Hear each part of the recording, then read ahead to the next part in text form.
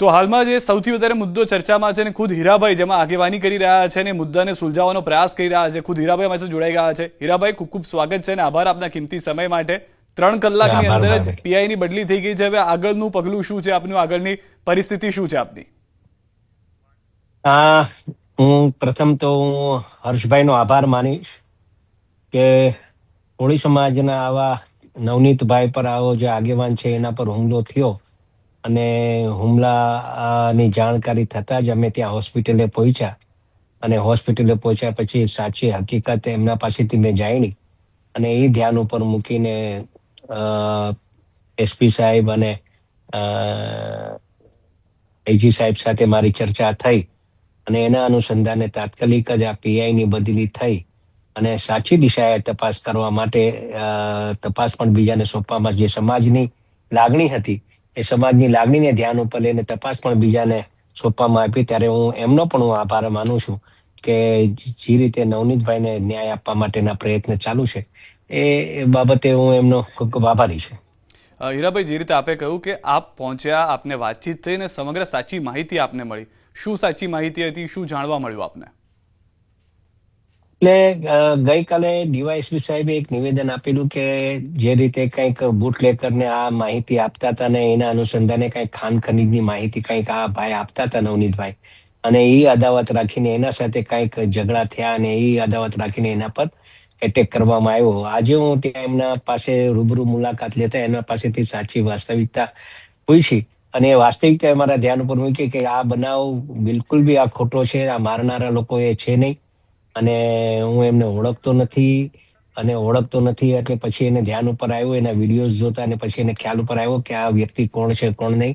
અને જે રીતે એના પાસે વિડીયોઝ એને ઓડિયો ક્લિપ અને એ બધી હતી એના અનુસંધાને એ અમારા ધ્યાન ઉપર મૂક્યું કે ભાઈ અમારા ધ્યાન ઉપર છે ને અમને જે આ કાવતરું કરીને જે મારવા વાળા લોકો છે અને હજુ પણ લોકો જે નથી પકડાના એને પકડવા માટેની કવાયત અમારા ધ્યાન ઉપર મૂક્યું. એટલે આ વાત જે મને લાગ્યું કે ભાઈ આ દિશાએ તપાસ નથી થતી, એ દિશાએ તપાસ કરવા માટે એ રજૂઆત કરીને મેં આ ધ્યાન ઉપર સરકારને મૂક્યું. હીરાભાઈ, અહીંયા આગળ નવનીતભાઈને ફસાવવામાં આવ્યા છે, કાવતરું કોણે કર્યું એ વિશે કોઈ જાણકારી?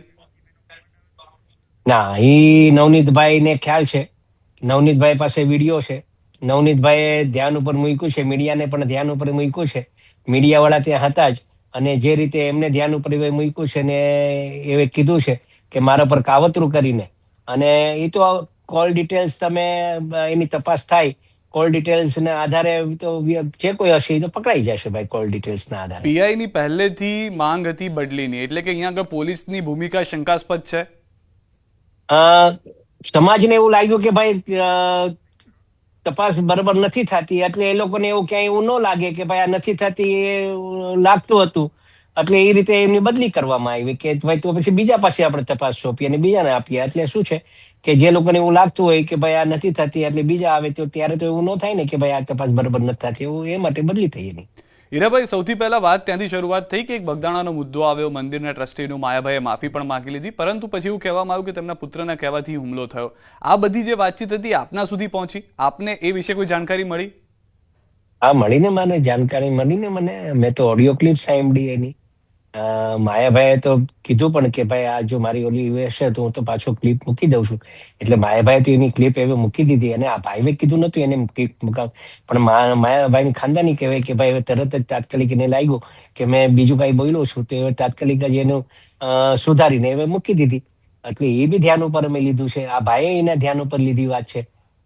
પછી આ છોકરાએ એમ કીધું કે ભાઈ મને જયરાજભાઈ નો ફોન આવ્યો કે ભાઈ તે મારા બાપુજી પાસે માફી કેમ મંગાવી? આ છોકરાએ મને કીધું કે તે માફી શું કામ મંગાવી મારા પાસે, મારા બાપુજી પાસે, ને એની કઈક ટેલિફોનિક કઈક વાત થઈ, પૂછ્યું એને ક્યાં છે ક્યાં નહીં. આ છોકરાએ કીધું કે હું અહીંયા છું ભાઈ.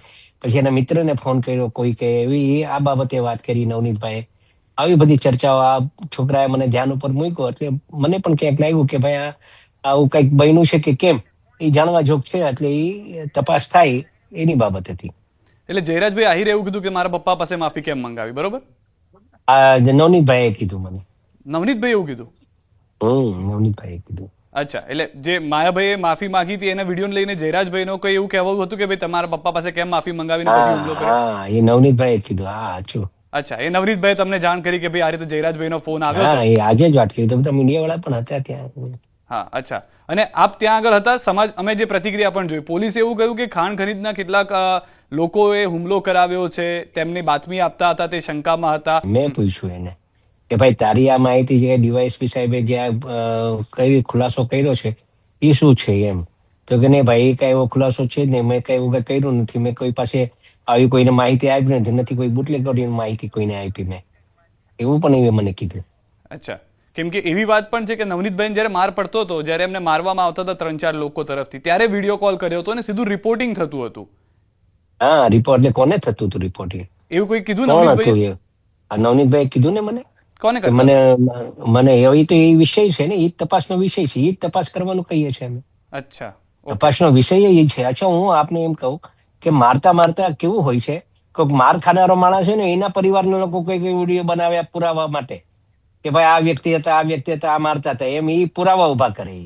પણ આ તો પોતે જ મારતા મારતા વિડીયો ઉતારતા હતા, એના જ માણસો. એ કોના માટે ઉતારતા હતા? કોને દેખાડવા માટે ઉતારતા હતા? ઉતારીને પાછું વાયરલ પણ એ લોકોએ કર્યું, એટલે એનાથી શું સાબિત કરવા માંગે છે આ લોકો?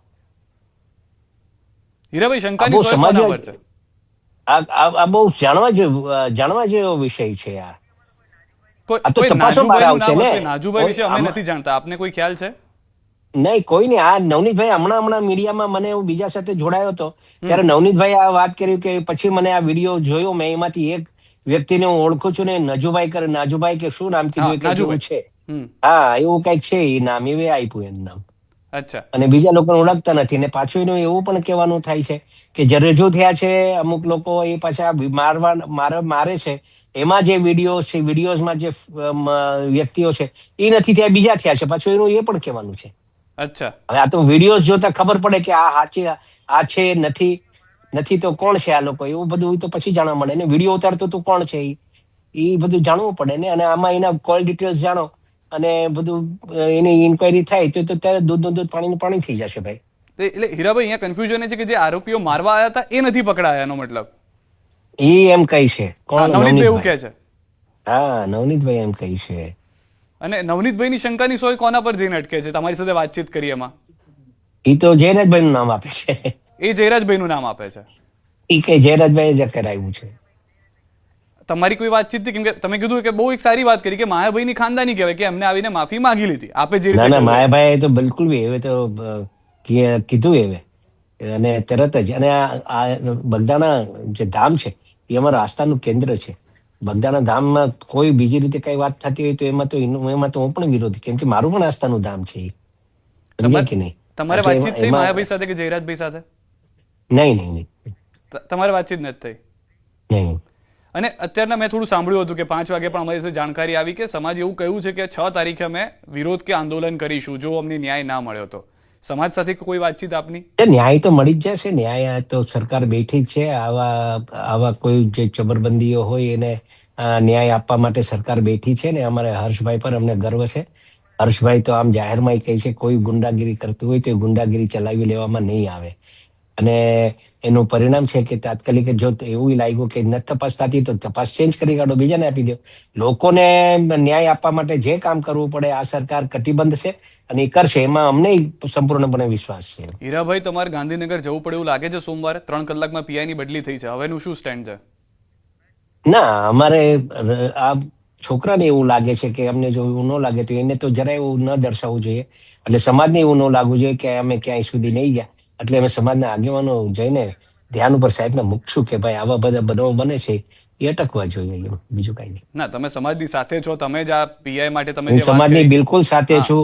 અને આવા જ્યાં જ્યાં પ્રશ્ન બનશે ત્યાં હીરાલાલ સોલંકી હવે પહેલા પહોંચી જ જવાના. તો હીરાલાલ સોલંકી સોમવારે જવાના હવે કે નથી જવાના? જવાનો છું સોમવારે. તમે સોમવાર જશો અને તમારી તરફથી શું કહેવામાં આવશે? પરસોત્તમભાઈ પણ, કેમ કે પરસોત્તમભાઈની પણ વાતચીત ફોન પર થઈ હતી, તો પરસોત્તમભાઈ પણ આવશે? આવશે ને, ભાઈ બી આવશે, મોટા ભાઈ બી આવશે, ત્યાંના લોકલ ધારાસભ્ય એવું લાગે તો આવશે, આગેવાનો આવશે સમાજના. એવું જેને લાગશે કે ભાઈ સમાજ માટે કરવું છે તો બધા આવશે.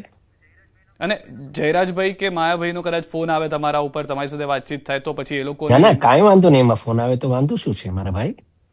ના એટલે એ કોઈ રીતે એવું કે કંઈ છે ભાઈ નહીં. કદાચ એમનું જે રીતે જયરાજભાઈ ગઈકાલથી કહેતા આવ્યા છે કે મારું કઈ છે નહીં કહેવું આમાં અથવા તો આ મારાથી તો કંઈ નહીં થયું હોય તો નહીં આવે, એનું નહીં હોય તો બિલકુલ નહીં આવે, એવું થોડી છે.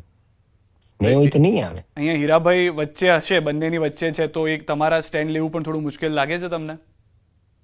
ભાઈ હીરાભાઈ બંને વચ્ચેની એક સાંકળ છે. અહીંયા આગળ નવનીતભાઈને બરાબર. જુઓ, અહીંયા માયાભાઈને જુઓ, કારણ કે મારે આમાં નવનીતભાઈ છે, નવનીતભાઈ ને લાગે છે કે ભાઈ આ મારા પર અન્યાય થયો છે, તો એને ન્યાય અપાવવા માટેના પૂરતા પ્રયત્ન કરી છે.